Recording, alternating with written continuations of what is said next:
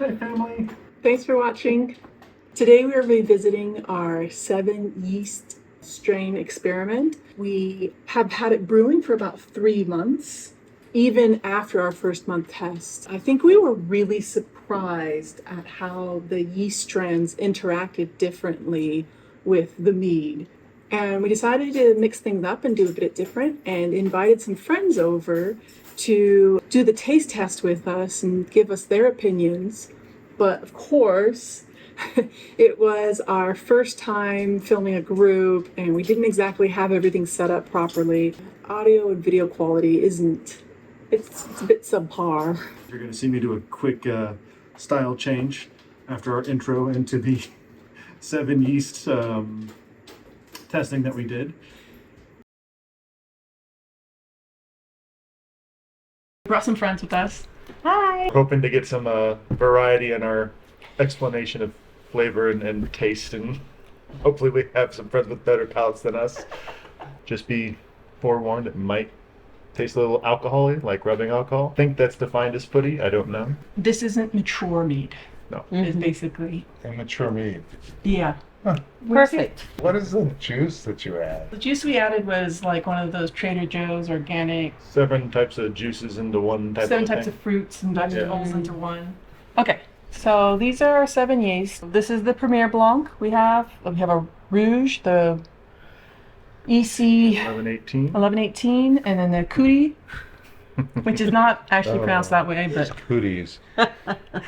it's like, I don't know, it's got a funny little Cote. thing over the O, so it's French. French. Okay. We have D47, 71B, and then, of course, bread yeast. Gee, I can't. That sounds so bad.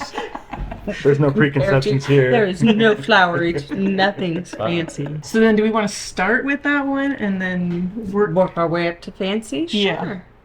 Smell it first, see what kind of aromatics you get out of it, if you get any aromatics at all, or if it just smells like alcohol or whatever. Yeah, Got it. I know how to give do it a that. sip. You know how to do that? Down it. Smell? Believe me, I had to go to a class on that. with Rebecca, the you may fin- want to try first. No. Isn't that contaminated if you do it first? We're just smelling. Alcohol aroma. Yep, I didn't Yeah. say. I Like smell like.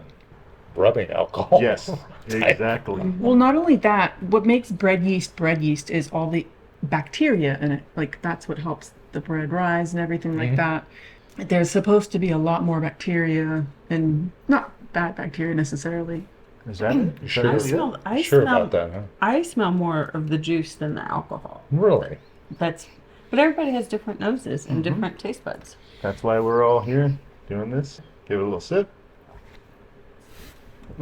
Hopefully it doesn't taste like rubbing alcohol. No? Actually, the rubbing alcohol taste isn't as bad as I thought it was going to be. I was expecting it to be worse. Okay. Yeah, no, so was I. Taste is kind of like kimchi. If you can get past the smell, the taste is great. And we will put them in order of what we like. Okay. So that way then I can record it Closer later. to you, the better you like it. Okay, so 71B. 71. Now this one, This was the one that is supposed to bring out more fruity flavors. for dark fruits, it's supposed to be good yeah. for like your blueberries. It's not so angry as the bread yeast. Not so sharp. You know what? We're gonna like bottle the bread yeast and give it to him for Christmas. He'll drink it. It's fine. What is that smell? It is, Wow. That is really good, it's actually. Fruity, huh? That is way better than we tried it last time. Way better. That's Mellowed out a lot. very mellow now. Yeah. I got a like a burst of like fruit flavor, and then it just that's Dies. it. It just dies. Like Yeah. it's very Flat. flat. That's a good way of saying it. Yeah. It is flat. I could see myself drinking something like this on a hot day. Chilled.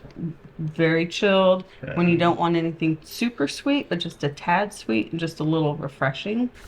Now D47 is supposed to be your staple mead That yeast. one was fruity. This one's more barky. Interesting. That's what I noticed right off the bat. It smelled more like It's much more sharp.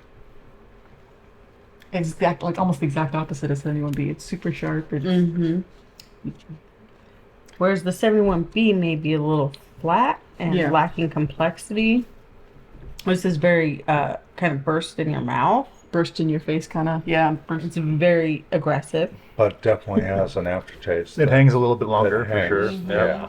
I got that first kind of Yeah, that burst. first, And yeah. it was like, ooh. But it's there and it's dry. Mm-hmm. It's dry. Yeah. Didn't taste nearly as sweet to me as the 71B. I like. Yeah, I was gonna say I would put 71B this. in the front for us. Yeah. There we go. That. All right. So then the cootie. The cootie. Interesting. This one you can barely smell. I was gonna say it's almost got no scent. Yeah. You have to kind of go in again, like what? Yeah. There's what?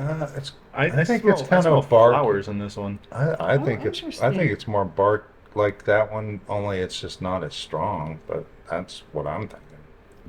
You want to taste it first? You know how it is when you kind of like smell that when you're out in the woods and you turn over the Nice.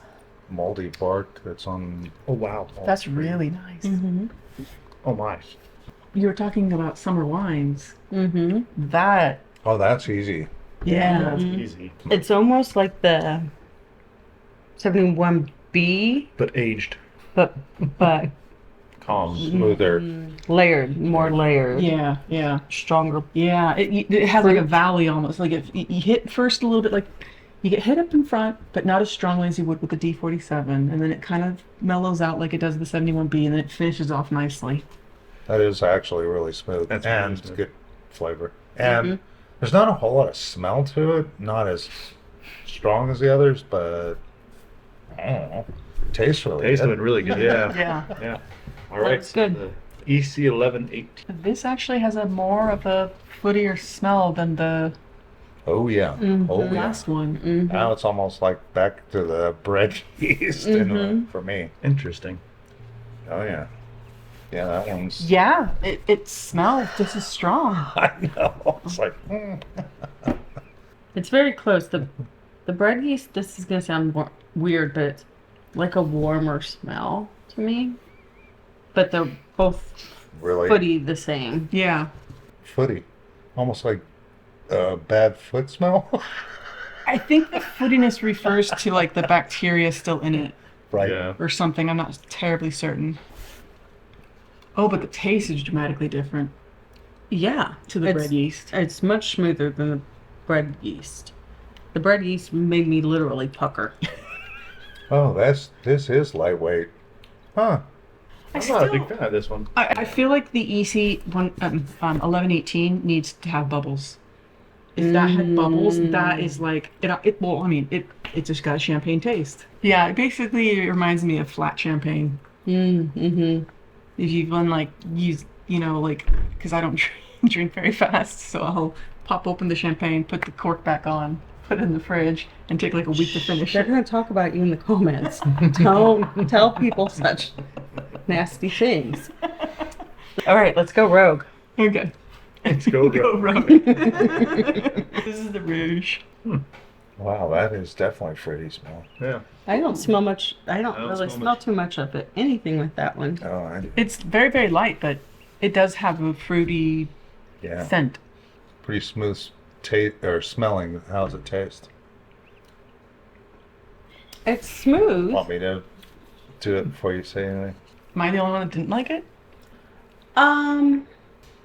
It's also had a big burst, a big like cherry burst or something, to me. Like a sweet burst. Mm-hmm. That's interesting 'cause I think one of the juices was like a black cherry. Okay.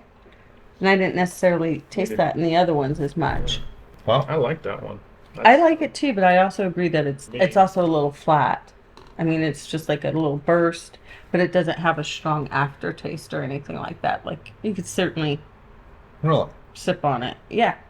So This this is is the the for sure Premier champagne. Blanc. This is the Champagne. Red Star champagne yeast. Oh, Smell. that one doesn't smell too Oh yeah. Very heavy light. one way or the other. Very, very light. Oh, Kind of liking that. that one hasn't changed taste. Mm. It tastes exactly like it did, I feel like, last time. Huh. This is like for 3 months and it hasn't really changed flavor, which Yeah. is curious. Like, really have anything distinct, but it's actually fairly smooth and kind of tasty. I thought the aftertaste was nice, Yeah. actually. Yeah. But I didn't. I didn't love it. I didn't hate it. Right? Yeah. It's kind of like the D47, I think. The one that was just kind of. It doesn't stand out one way or the other, but it's easy. So this one's kind of like middle of the road when it comes to, yeah. So there was a clear winner and a clear loser, at least. The clear winner being the cooties and the loser being the bread yeast. Mm-hmm. Yeah, everything in between, I think, maybe is open to interpretation, I suppose. Where's your ranking? Between these two, I don't recall, but I believe that I liked that one more than I like this one. I would put the This one. 11 next yeah, to the no. D47. That one kind I'd of go that way. that one kind of got thrown to the. Which is ironic because D47 is supposed to be like the staple for meads. for mead making. I'm really curious now to kind of go back and see what I thought in our first taste test to see how things shifted. I mean, I know that the bread yeast was at the bottom of that one. Did you? Sure. Yeah. I put So you guys tasted at 1 month and 3 months, and then you won't do it again for a year. yeah. At Kind 1 of the year. plan. Yeah. 1 year we'll wait. So that's interesting. So why do you do them so close together, the first two tastes, and then so much time? Yeah, so when we do the first one, we usually we have fruit and such in it, and you have to get that out before it starts to mildew. There's typically 2 phases to fermenting. There's your primary phase and then your secondary, and that's just kind of like timing. Typically is 2 weeks to a month is your primary phase where you'll take out any kind of fruits or other things that you have floating in a basket or a bag or whatever inside. The first phase ends when it stops bubbling, so Yeah. it's going to off gas for however long it does until it burns through the sugars, and then about the time it hasn't bubbled for like a couple days, you can say, okay, I'm going to move it I'm going to re-rack it, which means put it in a new container and put it into a different phase. And then the secondary phase is typically where you'll either do the back sweetening, add a little bit of other stuff to change the flavor a way that you might like, and then you let it clarify. So it's like the clarifying phase typically. You can do as many phases as you really want, because you can have your secondary phase like, oh, I'm going to keep doing a phase until I get to a flavor I like, and I'm going to keep adding things until I get a complexity that I like. This final one is just letting it settle. So you'll get the clarification where everything that's floating around and suspended will settle to the bottom for the final bit, so that when you bottle it, you don't get the sediments inside the bottle. Some of them, you don't want them to sit too long in this phase. Like, for example, the 71B, because all of that byproduct will, like, Put off flavors. put off flavors that can spoil the whole thing. So 71B actually got a note on it that you don't want to let it sit in conditioning phase for too long because you can actually spoil the whole batch. And plus 2 at 3 months, you can really start to get the character of what it's going to taste like. I'd say so. Yeah, a little bit more. Interesting. So once you actually find one that you really like, can you reproduce it? We're actually doing that right now. We're trying. That's what that bottle over there is for.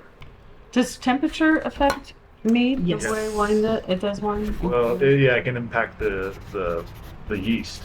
Yeah. So some of these yeasts, you can't let the temperature get above like 65 or something like that. Like they like cold temperatures. Yeah. They heat But so once much. it's bottled, Once it's bottled, You still want to you keep still it want cool. to keep it somewhat consistent. Yeah. Yeah. Sunlight, anything like that? No, you kind of want to keep it like you store your wine. You want Yeah. to keep it in a cool, dark place. We keep it in the studio in the drum room, so Makes sense. it's kept nice and cool and The most insulated building we got. yeah. The very first 2 meads that we made, one was like a traditional mead, and one was a blueberry lemon hybrid thing.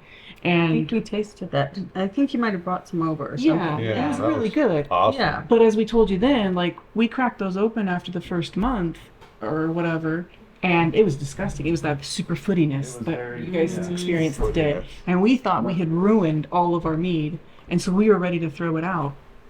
But that also too was made with bread yeast. Yeah. That very first stuff that we gave you guys, that was made from bread yeast, and Guess maybe we weren't as discerning as we are at Well, this point. no, to be fair, like you give it a year, and the footiness will Calm down. calm down. Yeah. Mm-hmm. Yeah. This was a fun one. Thanks Yeah. for Thank you, guys. inviting us over. Of course. thank you for doing this. Yeah. Yeah. It's really interesting. I didn't know there was that much difference between one and the other, but it is amazing. The taste. It's impressive. Yeah. Like Yeah, I wasn't expecting a lot of variation from when we tried it last time, but we definitely Yeah, you can really feel like the flavors changed dramatically. Maybe we'll have to have you guys back when we do the 1 year. the 1 year taste. tell. Yeah. Do this again. So in review, I think from the last 2 months when we did taste test that some flavors have dramatically changed.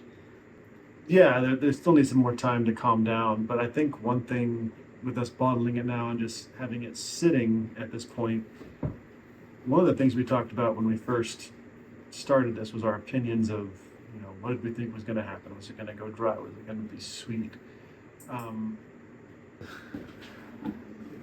We're going to have bad audio from one, and then you're going to hear our dog with a cone on his head. And I would almost say it's almost a little too premature to really give our final thoughts about it because of the dramatic changes we saw from month one to month 3.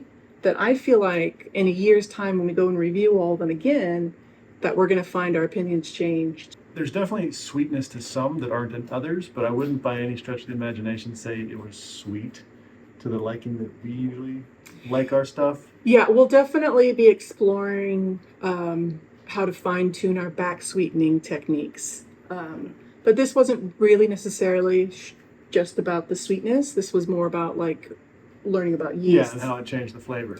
But I would say now I'm really excited for when we test it in a year's time, maybe a little bit less than a year.